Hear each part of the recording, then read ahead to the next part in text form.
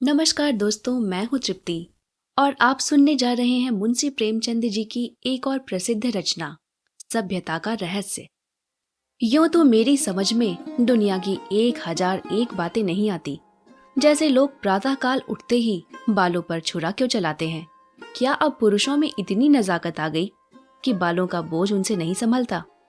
एक साथ ही सभी पढ़े लिखे आदमियों की आंखें इतनी कमजोर क्यों हो गई हैं। दिमाग की कमजोरी इसका कारण है या कुछ और। लोग किताबों के पीछे इतने क्यों हैरान होते हैं, इत्यादि। लेकिन इस समय मुझे इन बातों से मतलब नहीं। मेरे मन में एक नया प्रश्न उठ रहा है और उसका जवाब मुझे कोई नहीं देता। प्रश्न यह है कि सभ्य कौन है और असभ्य कौन। सभ्यता के लक्षण क्या हैं? सरसरी नजर से देखिए तो इससे ज्यादा आसान कोई सवाल ही ना होगा। बच्चा बच्चा इसका समाधान कर सकता है। लेकिन जरा गौर से देखिए तो प्रश्न इतना आसान नहीं जान पड़ता। अगर लोग कोट पतलून पहनना, टाई हैट कॉलर लगाना, मेज पर बैठकर खाना खाना, दिन में 13 बार कोको या चाय पीना और सिगार पीते हुए चलना सभ्यता है, तो उन गोरों को भी सभ्य कहना पड़ेगा जो सड़क पर बैठकर शाम को कभी कभी टहलते नजर आते हैं। शराब के नशे में आंखें सुर्ख, पैर लड़खड़ाते हुए, रास्ता चलने वालों को अनायास छेड़ने की धुन। क्या उन गोरों को सभ्य कहा जा सकता है? कभी नहीं। तो यह सिद्ध हुआ कि सभ्यता कोई और ही चीज है। उसका देह से इतना संबंध नहीं जितना मन से। मेरे इने गिने मित्रों में एक राय रतन किशोर भी हैं। आप बहुत ही सहृदय, बहुत ही उदार, बहुत ही शिक्षित, एक बड़े ओहदेदार हैं। बहुत अच्छा वेतन पाने पर भी आपकी आमदनी खर्च के लिए काफी नहीं होती। 1/4 वेतन तो बंगले की ही भेंट हो जाती है, इसलिए आप बहुधा चिंतित रहते हैं। रिश्वत तो नहीं लेते, कम से कम मैं नहीं जानता, हालांकि कहने वाले कहते हैं। लेकिन इतना जानता हूँ कि वह भत्ता बढ़ाने के लिए दौरे पर बहुत रहते हैं। यहाँ तक कि इसके लिए हर साल बजट की किसी दूसरे मद से रुपए निकालने पड़ते हैं। उनके अफसर कहते हैं, इतने दौरे क्यों करते हो? तो जवाब देते हैं, इस जिले का काम ही ऐसा है। जब तक खूब दौरे न किए जाएं, रियाया शांत नहीं रह सकती। लेकिन मजा तो यह है कि राय साहब उतने दौरे वास्तव में नहीं करते जितने कि अपने रोजनामचे में लिखते हैं। उनके पड़ाव शहर से 50 मील पर होते हैं। खेमे वहां गड़े रहते हैं, कैंप के अमले वहां पड़े रहते हैं और राय साहब घर पर मित्रों के साथ गपशप करते रहते हैं। पर किसी की मजाल है कि राय साहब की नेक नियति पर संदेह कर सके। उनके सभ्य पुरुष होने में किसी को शंका नहीं हो सकती। एक दिन मैं उनसे मिलने गया। उस समय वह अपने घसियारे दमड़ी को डांट रहे थे। दमड़ी रात दिन का नौकर था, लेकिन घर रोटी खाने जाया करता था। उसका घर थोड़ी ही दूर पर एक गांव में था। कल रात को किसी कारण से यहाँ ना आ सका, इसलिए डांट पड़ रही थी। राय साहब, जब हम तुम्हें रात दिन के लिए रखे हुए हैं तो तुम घर पर क्यों रहे? कल के पैसे कट जाएंगे। दमड़ी, हजूर एक मेहमान आ गए थे, इसी से ना आ सका। राय साहब, तो कल के पैसे उसी मेहमान से लो।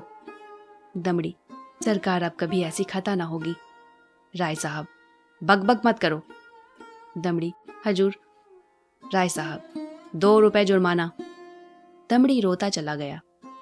रोजा बख्शाने आया था, नमाज गले पड़ गई। 2 रुपए जुर्माना ठुक गया। खता यही थी कि बेचारा कसूर माफ कराना चाहता था। यह एक रात को गैर हाजिर होने की सजा थी। बेचारा दिन भर काम कर चुका था, रात को यहाँ सोया न था, उसका दंड। और घर बैठे भत्ता उड़ाने वालों को कोई नहीं पूछता, कोई दंड नहीं देता। दंड तो मिले और ऐसा मिले कि जिंदगी भर याद रहे, पर पकड़ना तो मुश्किल है। दमड़ी भी अगर होशियार होता तो जरा रात रहते आकर कोठरी में सो जाता, फिर किसे खबर होती कि वह रात को कहाँ रहा। पर गरीब इतना चंट न था। दमड़ी के पास कुल 6 बिस्वे जमीन थी, पर इतने ही प्राणियों का खर्च भी था। उसके 2 लड़के, 2 लड़कियां और स्त्री सब खेती में लगे रहते थे, फिर भी पेट की रोटियां नहीं मयस्सर होती थी। इतनी जमीन क्या सोना उगल देती? अगर सब के सब घर से निकल मजदूरी करने लगते तो आराम से रह सकते थे, लेकिन मौरूसी किसान मजदूर कहलाने का अपमान न सह सकता था। इस बदनामी से बचने के लिए 2 बैल बांध रखे थे। उसके वेतन का बड़ा भाग बैलों के दाने चारे में ही उड़ जाता था। ये सारी तकलीफें मंजूर थी, पर खेती छोड़कर मजदूर बन जाना मंजूर न था। किसान की जो प्रतिष्ठा है वह कहीं मजदूर की हो सकती है, चाहे वह रुपया रोज ही क्यों न कमाए।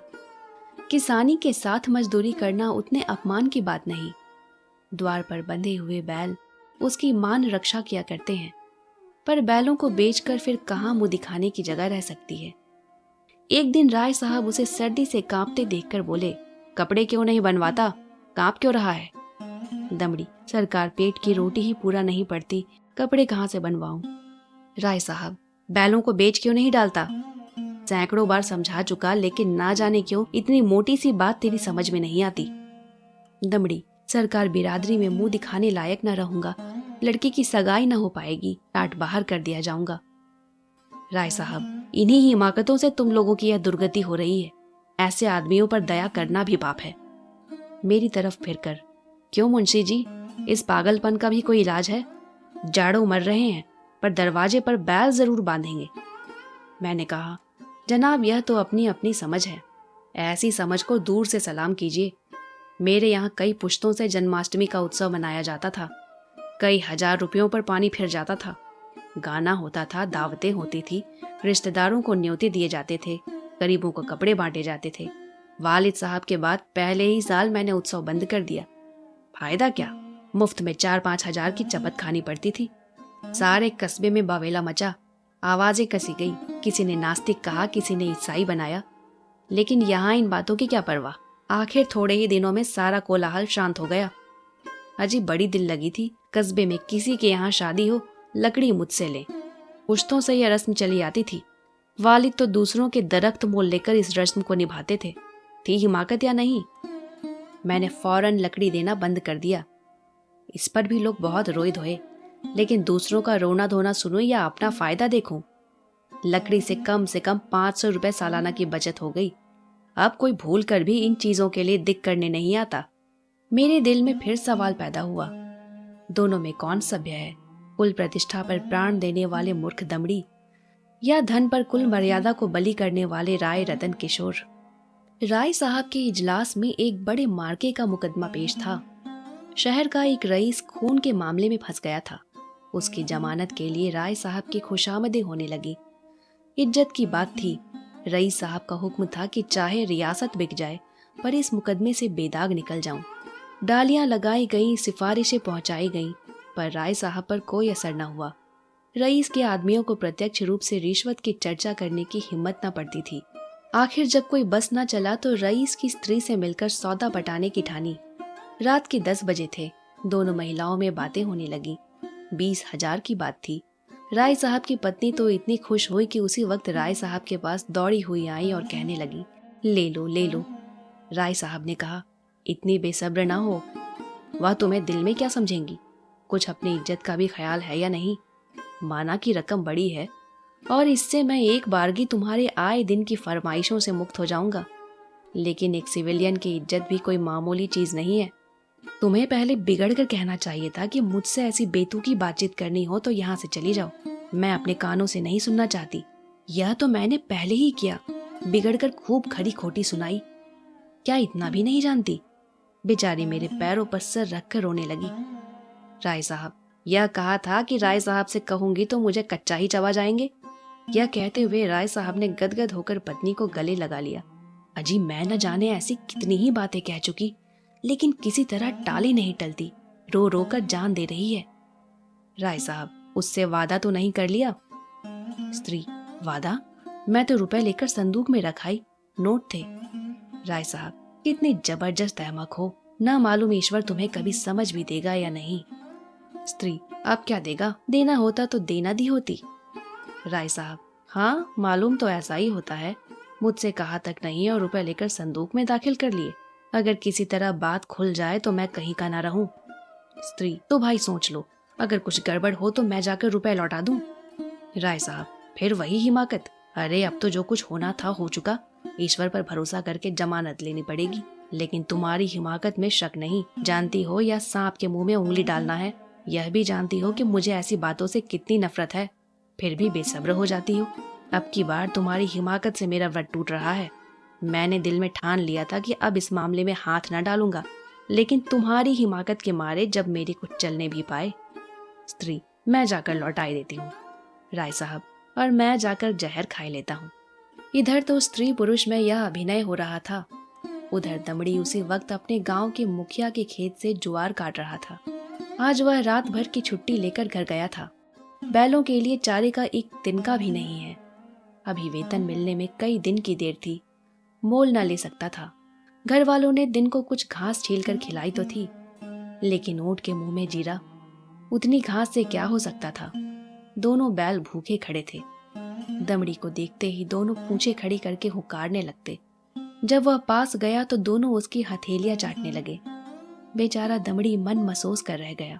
सोचा इस वक्त तो कुछ नहीं हो सकता, सवेरे किसी से कुछ उधार लेकर चारा लाऊंगा। लेकिन जब 11 बजे रात को उसकी आंखें खुली तो देखा कि दोनों बैल अभी तक नांद पर खड़े हैं। चांदनी रात थी। दमड़ी को जान पड़ा कि दोनों उसकी ओर उपेक्षा और याचना की दृष्टि से देख रहे हैं। उनकी क्षुधा वेदना देखकर उसकी आंखें सजल हो आईं। किसान को अपने बैल अपने लड़कों की तरह प्यारे होते हैं। वह उन्हें पशु नहीं, अपना मित्र और सहायक समझता है। बैलों को भूखे खड़े देखकर नींद उसकी आंखों से भाग गई। कुछ सोचता हुआ उठा, हंसिया निकाली और चारे की फिक्र में चला। गांव के बाहर बाजरे और ज्वार के खेत खड़े थे। दमड़ी के हाथ कांपने लगे, लेकिन बैलों की याद ने उसे उत्तेजित कर दिया। चाहता तो कई बोझ काट सकता था, लेकिन वह चोरी करते हुए भी चोर न था। उसने केवल उतना ही चारा काटा जितना बैलों को रात भर के लिए काफी हो। सोचा अगर किसी ने देख भी लिया तो उससे कह दूंगा बैल भूखे थे इसलिए काट लिया। उसे विश्वास था कि थोड़े से चारे के लिए कोई मुझे पकड़ नहीं सकता। मैं कुछ बेचने के लिए तो काट नहीं रहा हूँ। फिर ऐसा निर्दयी कौन है जो मुझे पकड़ ले? बहुत करेगा तो अपने दाम ले लेगा। उसने बहुत सोचा। चारे का थोड़ा होना ही उसे चोरी के अपराध से बचाने के लिए काफी था। चोर उतना काटता जितना उसे उठ सकता था। उसे किसी के फायदे और नुकसान से क्या मतलब। गांव के लोग दमड़ी को चारा लिए जाते देखकर बिगड़ते जरूर, पर कोई चोरी के इल्जाम में न फंसाता। लेकिन संयोग से हल्के के थाने का सिपाही उधर जा निकला। वह पड़ोस के एक बनिए के यहाँ जुआ होने की खबर पाकर कुछ ऐंठने की टोह में गया था। दमड़ी को चारा सिर पर उठाते देखा तो संदेह हुआ। इतनी रात गए कौन चारा काटता है? हो ना हो कोई चोरी से काट रहा है। डांट कर बोला, कौन चारा लिए जाता है? खड़ा रह। दमड़ी ने चौंक कर पीछे देखा तो पुलिस का सिपाही। हाथ पांव फूल गए। कांपते हुए बोला, हुजूर थोड़ा ही सा काटा है, देख लीजिए। सिपाही, थोड़ा काटा हो या बहुत, है तो चोरी। खेत किसका है? दमड़ी, बलदेव महतो का। सिपाही ने समझा था शिकार फंसा, इससे कुछ ऐंठेगा, लेकिन वहां क्या रखा था। पकड़कर गांव में लाया और जब वहां भी कुछ हत्थे चढ़ता ना दिखाई दिया तो थाने ले गया। थानेदार ने चालान कर दिया। मुकदमा राय साहब ही के इजलास में पेश किया। राय साहब ने दमड़ी को फंसे हुए देखा तो हमदर्दी के बदले कठोरता से काम लिया। बोले, यह मेरी बदनामी की बात है, तेरा क्या बिगड़ा? साल 6 महीने की सजा हो जाएगी। शर्मिंदा तो मुझे होना पड़ रहा है।